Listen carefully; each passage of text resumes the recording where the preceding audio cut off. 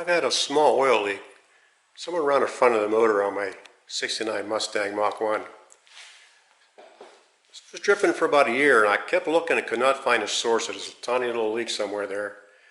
And yesterday I gave it an oil change. I took the filter off, and I noticed that the leak is coming from the oil pressure sender adapter.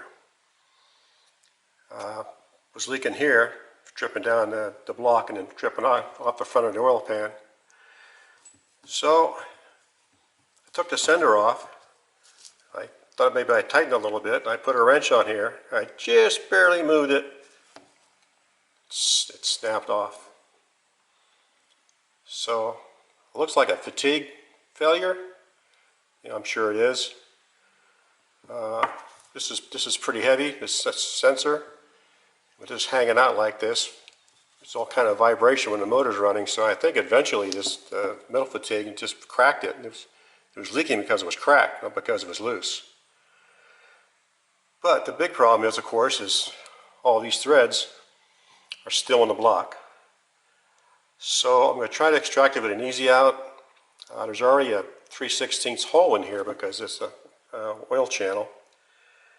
But that's small of an easy out. I'm afraid I'm going to snap it before it breaks it loose. So I'm going to try to go something bigger. Yeah, but everything's in the way. It's going to be really tough. I don't know if anybody else has had this problem or not, or how they solved it. I'm going to do my best. Let me go up underneath the car and I'll show you what I'm up against. Well, there's the rest of it with the threads still in the engine block.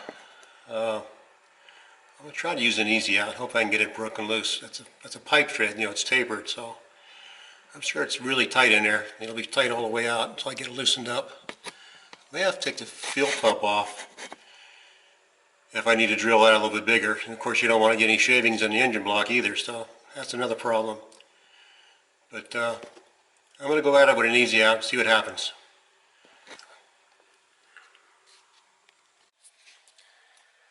Well, the piece that's broken the block already has a 3/16 hole in it.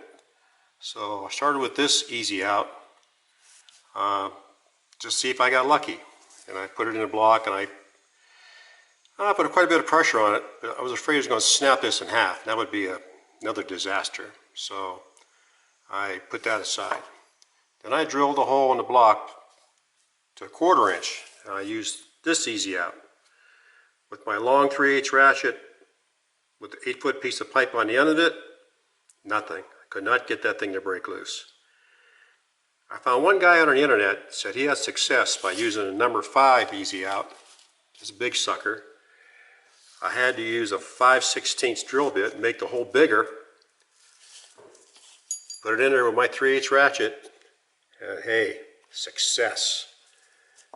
Man, I was getting worried. You bugger this up, you're in so much trouble if you screw the threads up. The whole thing came out, the threads in the block look good. So now I just got to get one of these. It's on the way. We'll see what I get. I'm actually going to have an OEM Ford one, made by Ford, and one made by another company. Of course, they're all made in China. So we'll compare the two when I get those. I should have them in a few days. In order to get access to all this, I couldn't work from down below. It was just a no-go. So I removed the fuel pump. I took the power steering pump and just set it off to the side. Didn't take any lines off. Just pulled the brackets off and set it off to the side here. And that gave me a lot of room, so I could really get in there and drill it out without getting it drill cockeyed and put an easy out straight in, and having a lot of room to put a lot of leverage on it. Had to do that. I would have never got it out from down below. So now he's got to put it back together. Well, threads look good. I don't think I buggered anything out.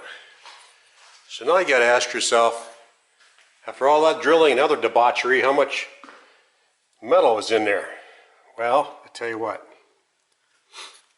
a lot. That's what I've gotten out so far, and I'm not done yet. So how do you get it out of there? Surely can't use a magnet. So I got a coat hanger, twisted it on the tip. I rolled some dum-dum on it. If you don't know what dum-dum is, well, it's just like a butyl rubber they use to install sometimes glass, sometimes windshields. It stays soft all the time, never hardens. It's gooey and sticky. So I've been trying to roll it on here, much smaller than the diameter of the hole. Go into the center, don't bump anything, you'll push it in.